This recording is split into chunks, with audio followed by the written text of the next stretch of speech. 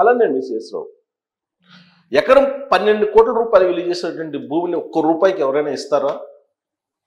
ఇవ్వరు. కానీ కేసీఆర్ గారు ఇచ్చారు. ముఖ్యమంత్రిగా ఉన్నప్పుడు ఎవరికి ఇచ్చారు?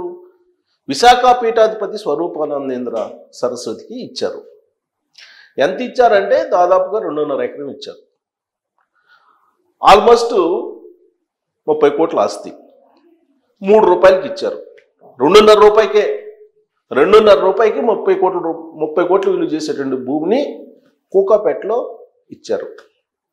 రాజశ్యామల ఆలయము, వేద పాఠశాల ఇలాంటివన్నీ నిర్మించడానికి ఆయనకి అక్కడ ఇచ్చారు. ఆ సమయంలోనే ఆయన ఎకరం 100 కోట్లకు అమ్మారు కేసీఆర్ గారు ప్రభుత్వ భూముల్ని. మరి స్వరూపానందేంద్ర సరస్వతి విశాఖ పీఠాధిపతి, ఆంధ్ర స్వామీజీకి ఇక్కడ 2.5 రూపాయికి 30 కోట్ల రూపాయల ఆస్తి ఎవరు ఇస్తారా? ఇచ్చినటువంటి కేసీఆర్ గారిని ఎవరన్నా ప్రశ్నించారా? ప్రశ్నించరు, నిలదీయరు. ఇప్పుడు హైదరాబాద్ సెంట్రల్ యూనివర్సిటీకి సంబంధించినటువంటి భూముల్ని వేలం వేసి ప్రభుత్వం డబ్బుని సేకరించాలి అని ఆలోచిస్తూ ఉంటే దాని మీద కోర్టుకు వెళ్ళి ఏం చేశారో మనందరికీ తెలుసు. హైడ్రా విస్తరించడానికి ప్రయత్నం చేస్తుంటే ఈ కల్వకుంట్ల ఫ్యామిలీ ఏం చేస్తుందో మనందరం చూస్తూ ఉన్నాం. ఆంధ్ర వాళ్ళు, ఆ గుప్పిడి ఆంధ్ర వాళ్ళు దాచుకున్నారు తెలంగాణ సంపదని అని చెప్పి ఎప్పుడు చెప్పేటువంటి కేసీఆర్ గారు మళ్ళా అదే పాటను రజతోత్సవాల్లో కూడా వినిపించారు. మరి ఏం చేసిన పని ఏంటి?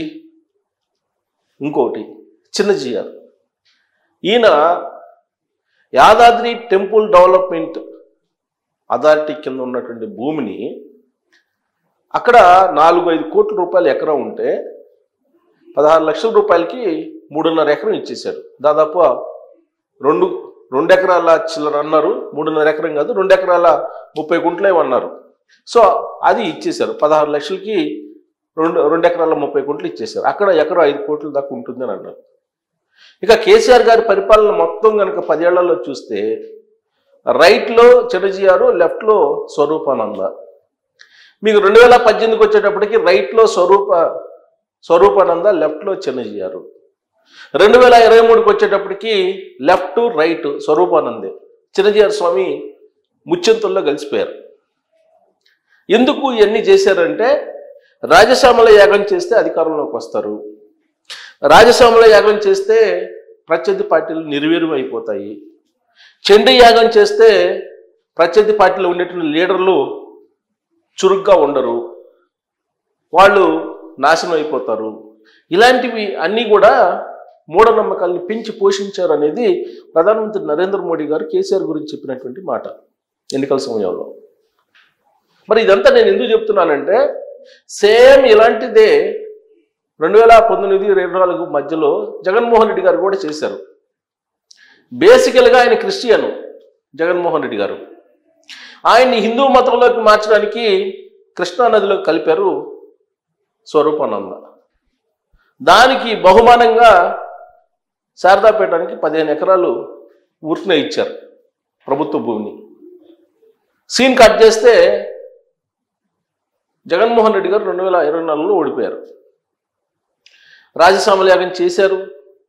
ఆ రాజశ్యామల యాగంతో పాటు అనేక యాగాలు చేశారు. అయినా కానీ జగన్మోహన్ రెడ్డి గారిని ఆంధ్రప్రదేశ్ ప్రజలు ఏ విధంగా 11 స్థానాలతో పరిమితం చేశారో మనందరికీ తెలుసు. మరి ఇప్పుడున్నటువంటి ప్రభుత్వం ఎంక్వైరీ చేస్తే విశాఖలో ఉండేటువంటి ఈ స్వరూపానంద శారదాపీఠం మొత్తం ప్రభుత్వ భూమిని ఆక్యుపై చేసి కట్టింది అని చెప్పి తేలింది. దాంతో ఆయనకి ఇచ్చినటువంటి ప్రభుత్వ భూముల్ని వెనక్కి తీసుకుంటూ ఈ ప్రభుత్వం నిర్ణయం తీసుకుంది, స్వాధీనం కూడా చేసుకుంది కొంతమేరకు. ఈ మిగిలినటువంటి ప్రధానమైనటువంటి ఆలయం ఏదైతే ఉందో అక్కడ రాజశ్యామల టెంపుల్ అలాగే మిగిలిన టెంపుల్స్ ఉన్నాయి. ఆ భూమి కూడా ఆక్యుపై చేసి కట్టిందే అనేది సర్వేలో తేలింది. కాకపోతే ఎప్పుడో ఇతను స్వరూపానంద విశాఖకి అద్దెకు వచ్చి ఆ అద్దె ఇంట్లో ఉంటే ఆ అద్దె ఇంటి ఓనర్కి సంబంధించినటువంటి స్థలం అది, దాన్ని ఆక్యుపై చేసి ఆ టెంపుల్ని కట్టారు అనేది స్థానికులు చెప్తూ ఉన్నారు. దానికి సంబంధించిన రిపోర్ట్ కూడా వచ్చింది కొన్ని పేపర్లో. మరి ఇలాంటి ఆరోపణల నడుమ 2019 నుంచి 2024 మధ్యలో సమాంతర ప్రభుత్వాన్ని నడిపినటువంటి స్వరూపానంద ఇప్పుడు ఉక్కిరిబిక్కిరి అవుతున్నారు. అక్కడ అసలు పీఠాన్ని నిర్వహించకూడదా అనేటువంటి సందిగ్ధంలో పడిపోయారు. అసలు అక్కడ పీఠం ఉందా లేదా, పీఠాన్ని కొనసాగిస్తారా లేదా అనేటువంటి సందేహం కూడా ఇప్పుడు భక్తుల్లో ఉంది. ఎప్పుడైతే ఈ ప్రభుత్వ భూముల్ని వెనక్కి తీసుకుందో ఆ రోజు నుంచి స్వరూపానంద సైలెంట్ అయిపోయారు. స్మాత్మానంద అయితే అంటే ఉత్తరాధికారి, స్మాత్మానంద శారదాపీఠానికి సంబంధించినటువంటి ఉత్తరాధికారి, ఆయనైతే అసలు ఎక్కడా కనిపించట్లేదని చెప్పి అంటూ ఉన్నారు భక్తులు. మొత్తం శారదాపీఠాన్ని హైదరాబాద్కి షిఫ్ట్ చేశారా అని అంటే కేసీఆర్ గారు ఇచ్చినటువంటి 2.5 ఎకరం కోకాపేటలో ఉంది కదా, అక్కడికి షిఫ్ట్ అవుతున్నారు. టోటల్గా విశాఖలో శారదాపీఠాన్ని లేకుండా షిఫ్ట్ చేస్తున్నారు అనేటువంటి టాక్ ఇప్పుడు తాజాగా వినిపిస్తుంది. మరి కేసీఆర్ గారు ఫామ్ హౌస్లో ఈ మధ్యకాలంలో ఏదో కొన్ని పూజలు చేయించారనేది కూడా వచ్చింది పేపర్లో. ఆ పూజలు ఫలిస్తే కనుక రేవంత్ రెడ్డి గారు ముఖ్యమంత్రిగా దిగిపోతారనేది ఆయన నమ్మకం అని కూడా ఆయన అభిమానులు కొంతమంది చెప్పారు. సో అందుకే ఈ మధ్యకాలంలో పూజలు చేశారు. ఆ పూజలు చేసినటువంటి క్రమంలోనే తీహార్ జైలు నుంచి కవిత బయటకు వచ్చారు. కవిత బయటకు వచ్చిన తర్వాత కూడా కొన్ని పూజలు చేయించారు. అలాగే హిమాన్షుని కూడా పిలిపించారు అమెరికా నుంచి, ఆయన చేత కూడా ఆ పూజ అయిపోయిన తర్వాత ఒక మొక్క నాటించారు. ఇలాంటి కథనాలు రకరకాలుగా వచ్చాయి. మరి వాటిని నమ్మొచ్చా అని అంటే దానికి పార్టీ వాళ్ళు కొన్ని చెప్తున్నారు. పూజలు ఎప్పుడు సహజంగా చేస్తూ ఉంటారు కేసీఆర్, అది కొత్త ఏం కాదు కదా అని. పైగా బహిరంగంగా అందరికీ తెలిసింది ఏంటంటే 2014లో గెలిచిన తర్వాత ఆయన రాజశ్యామల యాగం చేయించారు, చండీ యాగాలు చేయించారు, కొన్ని వందల మంది ఋత్వికులను పెట్టి. ఆ పూజలు అయిపోయిన తర్వాత తెలుగుదేశం పార్టీని లేకుండా చేశారు.